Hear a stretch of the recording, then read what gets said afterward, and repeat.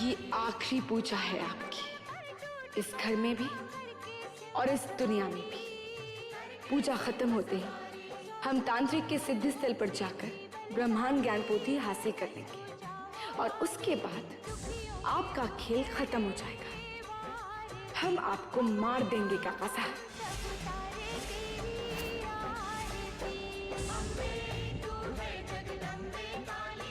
अगर अमृता ने माता का ये प्रसाद चरणामृत पी लिया तो वो हमारे घर को कभी नुकसान नहीं पहुंचा पाएगी, क्योंकि नागिन जिस घर का दूध पी लेती है उसे कभी नुकसान नहीं पहुंचाती।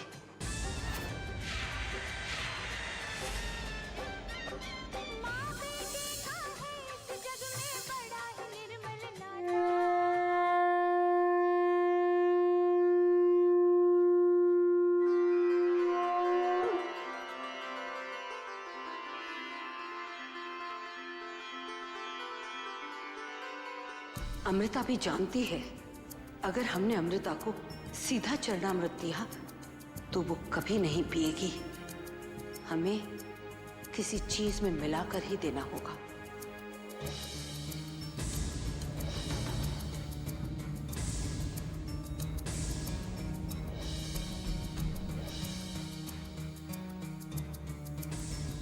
अमृता, आप शेर हैं तो हम सवा शेर हैं।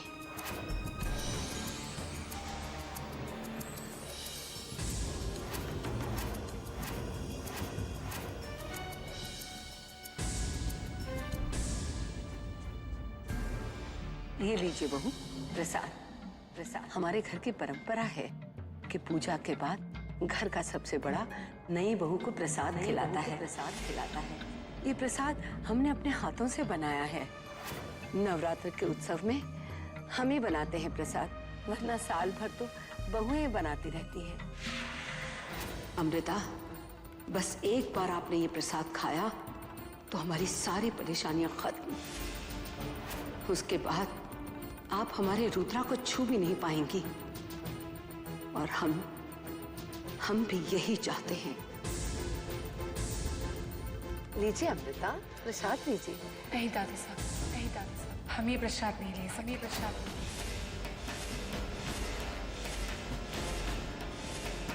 ना नहीं कहते बहू, हमारे परिवार की प्रथा है और वैसे भी ये प्रसाद है, इसे ना नहीं कहते। ले लीजिए। माँ साहब, इस परिवार की प्रथाओं का सम्मान करते हैं, लेकिन माँ साहब, नवरात्र में अर्जुन की लंबी उम्र के लिए हमने निर्जला व्रत रखा। इन 9 दिनों में हम जल या अन्न ग्रहण नहीं कर सकते। पर अमृता, दादी साहब, अगर आपको लगता है कि अर्जुन की जिंदगी और हमारे सुहाग से ज्यादा जरूरी है प्रसाद, तो ठीक है, लाई, हम ये प्रसाद खा लेते हैं। रहने दीजिए बहू, आप जो कुछ भी कर रही हैं सही कर रही हैं। नवरात्रि में जो भी व्रत रखता है, देवी माँ उसकी मनोकामना पूरी करती है। हमें बहुत खुशी है बहू कि आपको हमारे अर्जुन की इतनी चिंता है। दादी साहब, हमें माफ कर दीजिएगा, हम आपकी बात नहीं मान पाए। हम जानते हैं आपने बहुत प्यार से ये प्रसाद बनाया। अब चलिए ना सब, डांडिया के लिए सब लोग आ गए हैं, डांडिया खेलते हैं। हम लोग खड़े क्यों हैं, जल्दी कीजिए ना, चलिए ना।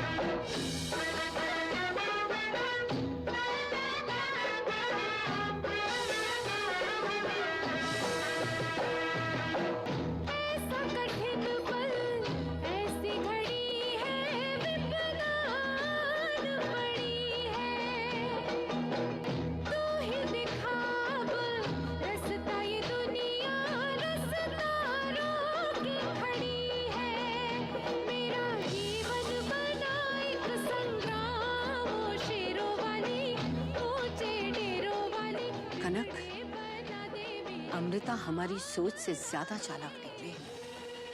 हम अमृता को अच्छी तरह से जानते हैं मासी। वो चालाक ही नहीं, शक्तिशाली और खतरनाक भी। लेकिन आपको उनका मुकाबला करना होगा। उनकी हर हरकत पे नजर रखनी होगी। लेकिन हम ही क्यों? क्योंकि गुरुजी ने कहा था कि एक इच्छाधारी नागिन का मुकाबला इच्छाधारी नागिन ही कर सकती है। आप चिंता मत कीजिए मासा। अमृता की कोई भी चाल अब हमसे नहीं छुप सकती।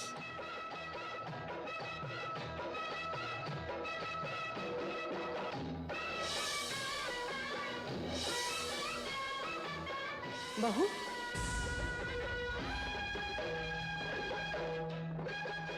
कहाँ जा रही है बेटा आप? घर में इतने सारे मेहमान हैं और आप इन्हें अकेला छोड़ के जा रही है? बेटा आप भी जाइए ना, इनके साथ डांडिया खेलिए।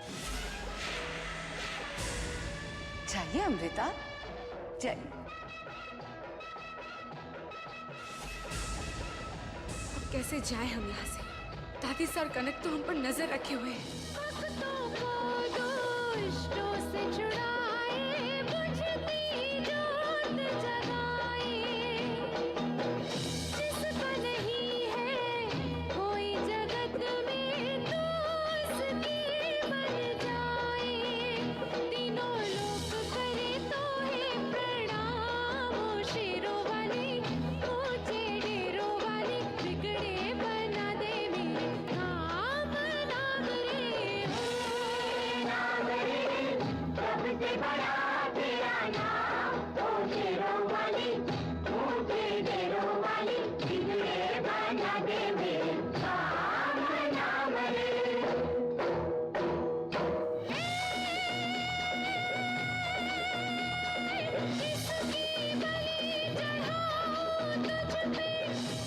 हमें कोई नहीं मार सकता। हम अमर हैं।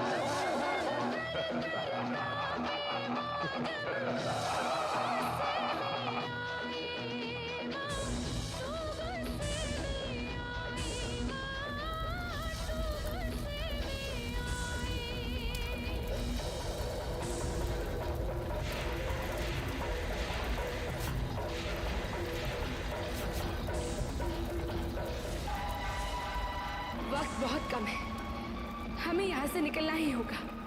ये आग अमृता की चाल है। हमें इन्हें घर से बाहर जाने से रोकना होगा।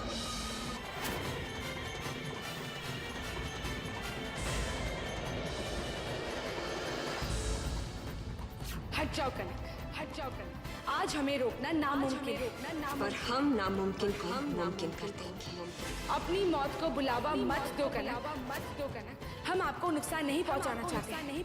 आज मौत भी हमारा कुछ नहीं बिगाड़ पाएगी अमृता। इस घर से आप कहीं नहीं जा पाएंगे, कहीं नहीं जा पाएंगे।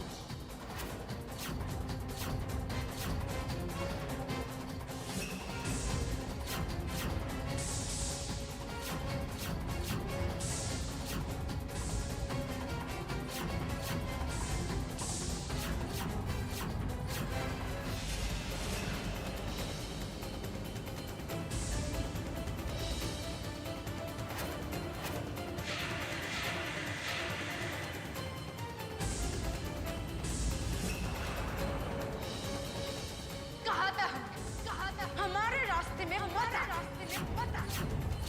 याद रख, आज हम तुम्हें छोड़ रहे हैं, तुम्हारा ये हालत कभी मत कर।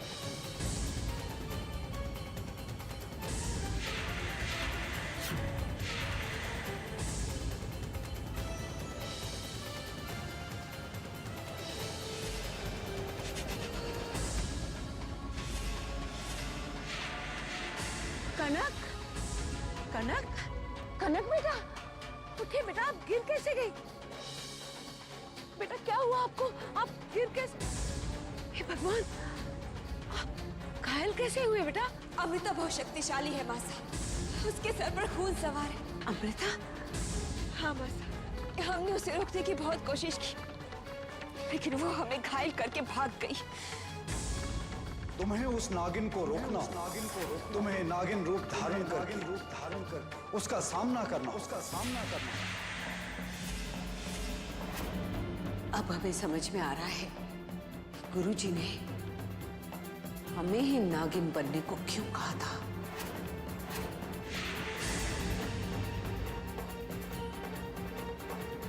अगर यही विधि का विधान है तो यही से ही एक दिन अपने परिवार और बच्चों के खातिर हमने नाग रूप का त्याग किया था।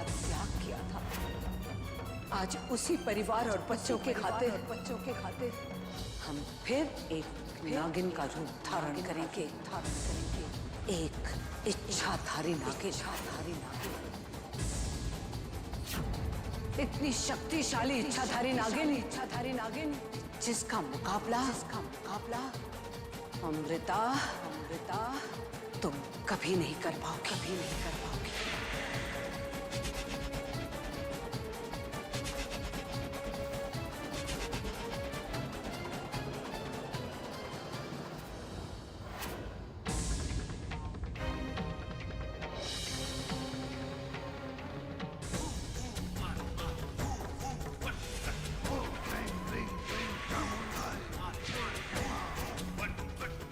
ये किरणें तांत्रिक को इस बात का आभास नहीं होने देना कि उसके सिद्धि स्थल में कोई नागिन है। अब ब्रह्मांड ज्ञान पोथी प्राप्त करने के लिए हमें यहाँ शक्ति की पूजा करनी होगी।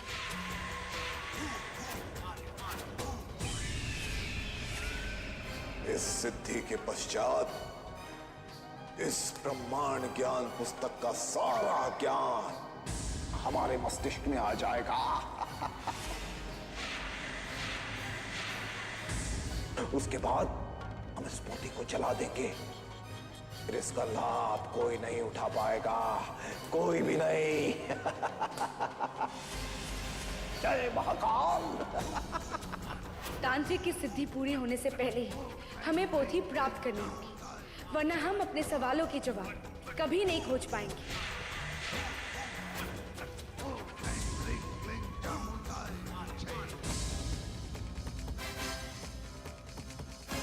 जय मां शक्ति, जय मां शक्ति।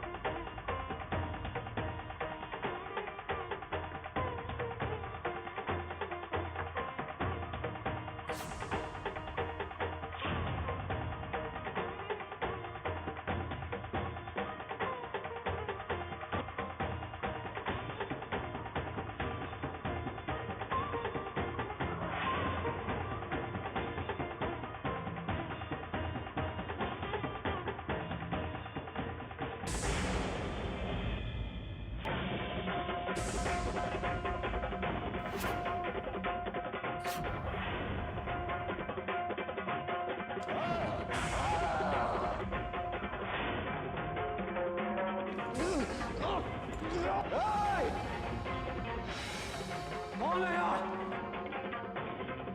कौन है यहाँ? कैसी आवाजें हैं ये?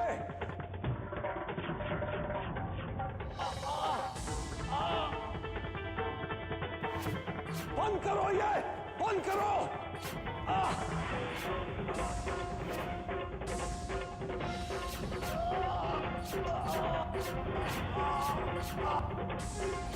बंद करो ये आवाजें। और कोई दिखता क्यों नहीं? मुझे देख क्यों नहीं रहा है? सामने आओ। हमें कोई दिखाई क्यों नहीं दे रहा?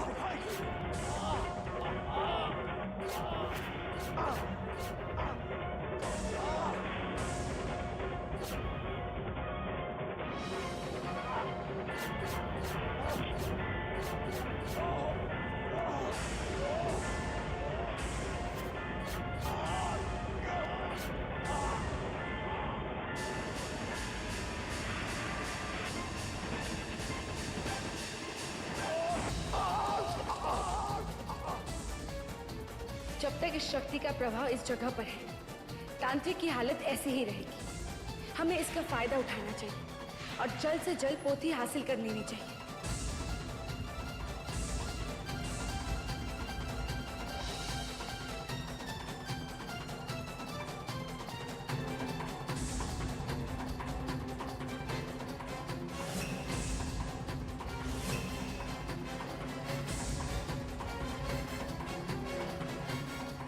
ब्रह्मांड ज्ञान पोथी की सहायता से हम हमारे मकसद में कामयाब हो जाएंगे।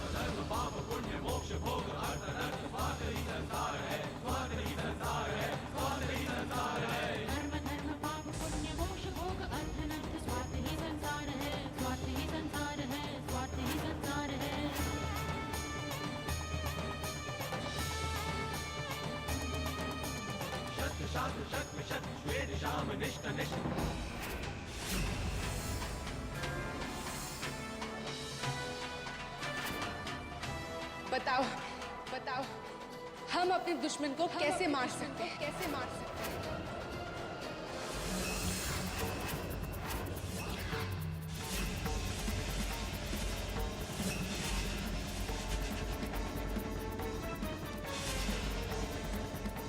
जिस राह पर तुम चल पड़ी हो वो बहुत कठिन है।